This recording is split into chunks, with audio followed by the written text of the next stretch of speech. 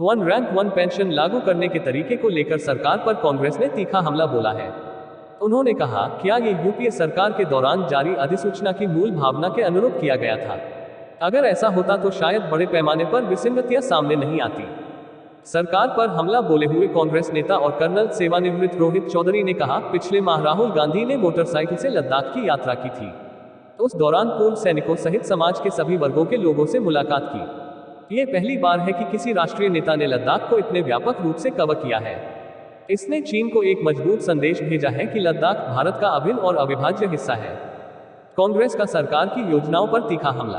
कांग्रेस नेता रोहित चौधरी कहते हैं कि लद्दाख दौरे में राहुल गांधी ने पूर्व सैनिकों के साथ बातचीत की। इस दौरान उन्होंने पूर्व सैनिकों को बताया कि कैसे वन रैंक वन पेंशन को गलत तरीके से लागू किया गया।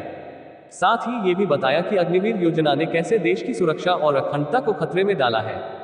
उन्होंने कहा, हालांकि किसी को भी वास्तविक one rank one pension OROP नहीं मिला है। जो भी लाभ दिए गए हैं वे JCOS और ORS के लिए उनके वैध अधिकार के अनुसार कम है। कनिष्ठ कैडरों में बड़े पैमाने पर नाराजगी। सरकार पर हमला बोले हुए कांग्रेस नेता रोहित चौधरी कहते हैं कि JCO और अन्य रैंकों को कम लाभ दिए जाने से रक्षा बिरादरी के कनिष्ठ कैडरों में बड़े पैमाने पर नाराजगी पैदा हो रही है, जिसने कैडरों के बीच विभाजन पैदा कर दिया है। ये देश के रक्षा बलों के लिए अच्छा नहीं है।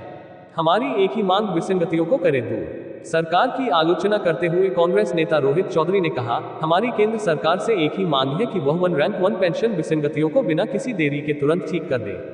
केंद्र सरकार है जो विभाजन पैदा कर रही है। ये सरकार की जिम्मेदारी है कि वह अपनी गलतियों को ठीक करे।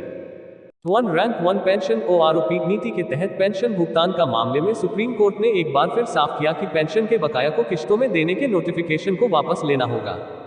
CJI DY चंद्रचूड़ ने कहा कि सुनिश्चित करे कि रक्षा मंत्रालय कानून को अपने हाथ में लेने का प्रयास न करे। 20 जनवरी के नोटिफिकेशन को वापस लिया जाए। उनको इस तरह स्वतः संज्ञान लेकर नोटिफिकेशन जारी नहीं करना चाहिए था। इसे वापस ले नहीं तो सचिव को पेश होने को कहेंगे। पहले नोटिफिकेशन को वापस लेने दें, तभी केंद्र की पेंशन बकाया देने के लिए और समय देने की अर्जी पर सुनवाई करेंगे। रक्षा सचिव ने नोटिफिकेशन जारी कर कहा था OROP के तहत पेंशन को 4 किश्तों में देंगे। नई Delhi. One rank one pension OROP नीति के तहत पेंशन भुगतान का मामले में सुप्रीम कोर्ट ने एक बार फिर साफ किया कि पेंशन के बकाया को किश्तों में देने के नोटिफिकेशन को वापस लेना होगा। CJI DY चंद्रचूड़ ने कहा कि सुनिश्चित करे कि रक्षा मंत्रालय कानून को अपने हाथ में लेने का प्रयास न करे। 20 जनवरी के नोटिफिकेशन को वापस लिया जाए। उनको इस तरह स्वतः संज्ञान लेकर नोटिफिकेशन जारी नहीं करना चाहिए था। इसे वापस ले नहीं तो सचिव को पेश होने को कहेंगे। पहले नोटिफिकेशन को वापस लेने दें, तभी केंद्र की पेंशन बकाया देने के लिए और समय देने की अर्जी पर सुनवाई करेंगे। सुप्रीम कोर्ट ने अटॉर्नी जनरल एक्ट से अगले सोमवार तक पेंशन बकाया के भुगतान को लेकर एक नोट मांगा है। इसमें बताया जाए कि कितना भुगतान बकाया है और इसके कितनी टाइमलाइन में चुकाया जाएगा। साथ ही ये बताएं कि बुजुर्ग या विधवा पेंशन आदि को कैसे प्राथमिकता के तहत चुकाया जाएगा। इस मामले में 20 मार्च को अगली सुनवाई होगी। दरअसल सुनवाई के दौरान केंद्र की ओर से अटॉर्नी जनरल R वेंकटरमणी ने कहा कि उन्होंने एक अर्जी दाखिल की है। पेंशन बकाया भुगतान के लिए मंत्रालय को कुछ और समय चाहिए। 31 मार्च तक पहली किश्त चुका दी जाएगी।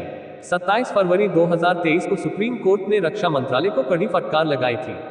कोर्ट ने कहा था कि OROP को लेकर सुप्रीम कोर्ट के आदेशों का पालन करना होगा। रक्षा मंत्रालय ने पेंशन मामलों के सचिव से व्यक्तिगत हलफनामा मांग पूछा था। By Taboola sponsored links. Philips air fryer movie voucher offer. Philips. अदालती आदेश के बावजूद पेंशन किश्तों में देने का फैसला क्यों लिया गया? सुप्रीम कोर्ट ने चेतावनी दी कि हम अवमानना नोटिस जारी कर देंगे। सुनवाई के दौरान CJI DY चंद्रचूड़ ने 2 टूक कहा था कि अदालती प्रक्रिया की शुचिता बनी रहनी चाहिए। ये युद्ध नहीं बल्कि कानून के शासन की बात है। अपना घर व्यवस्थित करें। रक्षा सचिव अपना 20 जनवरी का नोटिफिकेशन वापस ले। अगर नहीं लिया तो हम रक्षा मंत्रालय को अवमानना नोटिस जारी करेंगे। वहीं सुनवाई के दौरान याचिकाकर्ताओं की ओर से हुजैफा अहमदी ने कहा कि लगभग 4 लाख पेंशनभोगियों की मृत्यु हो चुकी है।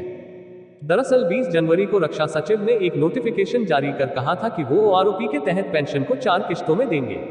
इससे पहले 9 जनवरी 2023 को सुप्रीम कोर्ट ने केंद्र को कहा था कि 15 मार्च तक सभी को भुगतान किया जाए। इस दौरान AGR वेंकटरमणी ने कहा था कि मैं व्यक्तिगत रूप से इस मामले की निगरानी रख रहा हूं और इसे जल्द ही भुगतान किया जाएगा। 25 लाख पेंशनभोगी हैं। लिस्ट अंतिम स्क्रीनिंग के लिए मंत्रालय के पास आ गई है और यह रक्षा मंत्रालय की फाइनेंस शाखा के पास है। एडवर्टाइजमेंट। दरअसल OROP का भुगतान सशस्त्र बलों के उन कर्मियों को किया जाता है जो समान सेवा अवधि के साथ समान रैंक पर सेवानिवृत्त होते हैं, भले ही उनकी सेवानिवृत्ति की तारीख कुछ भी हो। जुलाई 2022 में भारतीय सेना में लागू one rank one pension OROP को लेकर दायर पुनर्विचार याचिका को सुप्रीम कोर्ट ने खारिज किया था।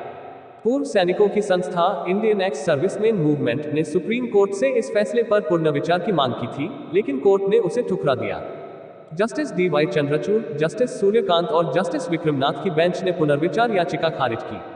16 मार्च 2022 को सशस्त्र बलों में one rank one pension OROP मामले में केंद्र को बड़ी राहत मिला थी। सुप्रीम कोर्ट ने रक्षा बलों में वन रैंक वन पेंशन योजना शुरू करने के तरीके को बरकरार रखा था।